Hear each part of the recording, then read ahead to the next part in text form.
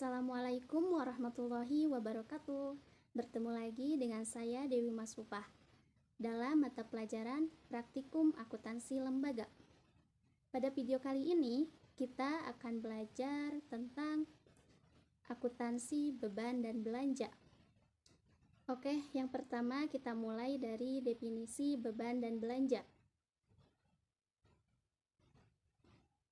Beban adalah penurunan manfaat ekonomi atau potensi jasa dalam periode pelaporan yang menurunkan ekuitas, yang dapat berupa pengeluaran atau konsumsi aset atau timbulnya kewajiban. Nah, sedangkan belanja adalah semua pengeluaran oleh bendahara umum daerah yang mengurangi saldo anggaran lebih. Nah, dari kedua definisi, kita dapat menyimpulkan perbedaan belanja dan beban. Nah, apa sih perbedaan beban dan belanja?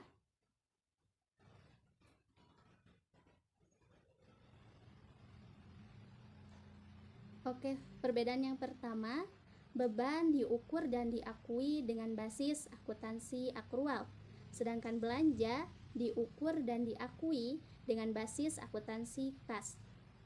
Perbedaan yang kedua, beban merupakan unsur pembentuk laporan operasional atau LO, sedangkan belanja merupakan unsur pembentuk laporan realisasi anggaran atau LRA.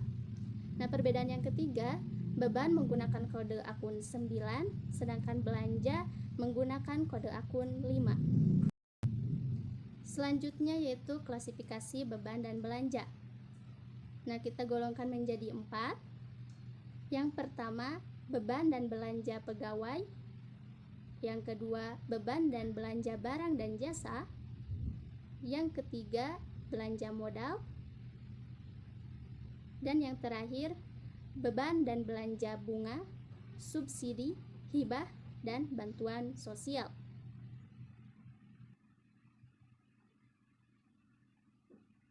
Nah, sebelum kita melakukan pencatatan, maka kita harus tahu dulu mengenai pengakuan beban dan belanja. Nah, untuk beban diakui pada saat terjadinya transaksi, sedangkan belanja diakui pada saat pengeluaran kas. Selanjutnya yaitu pihak-pihak yang terkait. Nah, di sini terdapat 2 pihak. Yang pertama, bendahara pengeluaran, kemudian PPK SKPD. Selanjutnya yaitu dokumen yang digunakan. Adapun dokumen yang digunakan dalam transaksi beban dan belanja yaitu ada daftar gaji dan ada SP2D atau surat perintah pencairan dana. Nah, di SP2D ini terdapat 2 jenis. Yang pertama SP2D-LS atau secara langsung, dan yang kedua SP2D-UP, GU, dan TU. Selanjutnya kita masuk ke pencatatan dari akuntansi beban dan belanja. Nah, kita mulai dari pembayaran secara langsung atau mekanisme secara LS, di mana PPKD dalam hal ini provinsi, kabupaten, dan kota langsung membayarkan pengeluaran yang terjadi di SKPD. Nah, untuk contohnya, yang pertama itu biasanya kalau untuk pembayaran secara LS ini, yaitu pembayaran yang sifatnya relatif besar. Misalnya, beban gaji dan pembelian aset tetap. Nah, di sini terdapat jurnal standar, yaitu ketika SKPD melakukan pembayaran dan bukti transaksinya itu LS, maka di sini terdapat 2 jurnal, yaitu jurnal LO dan jurnal LRA. Nah, untuk LO yaitu beban gaji pokok pada RK PPKD, sedangkan untuk LRA yaitu belanja gaji pokok pada perubahan SAL.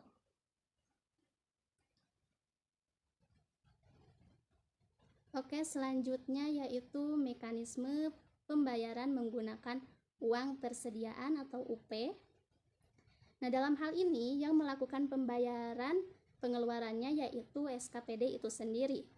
Nah, untuk contohnya SKPD melakukan pembayaran untuk pengeluaran uang lembur karyawannya. Di sini terdapat dua jurnal, yaitu LO dan jurnal LRA. Nah, untuk LO yaitu beban uang lembur berada di debit, sedangkan kas bendahara pengeluaran berada di kredit. Sedangkan untuk LRA, beban belanja uang lembur pada perubahan saldo. Selanjutnya, pendekatan neraca untuk aset tetap. Nah, untuk contohnya, SKPD membeli kendaraan menggunakan SP2D LS. Nah, di sini terdapat jurnal LO dan jurnal LRA. Nah, karena kendaraan merupakan aset tetap, maka pada jurnal LO bukan beban, tetapi kendaraan pada RK PPKD. Sedangkan untuk LRA yaitu muncul akun belanja, tapi akun belanja ini kita golongkan menjadi belanja modal. Maka untuk jurnal LRA-nya berarti belanja modal kendaraan pada perubahan saldo. Nah, mungkin itu saja yang dapat saya jelaskan mengenai akuntansi beban dan belanja di SKPD. Wassalamualaikum warahmatullahi wabarakatuh.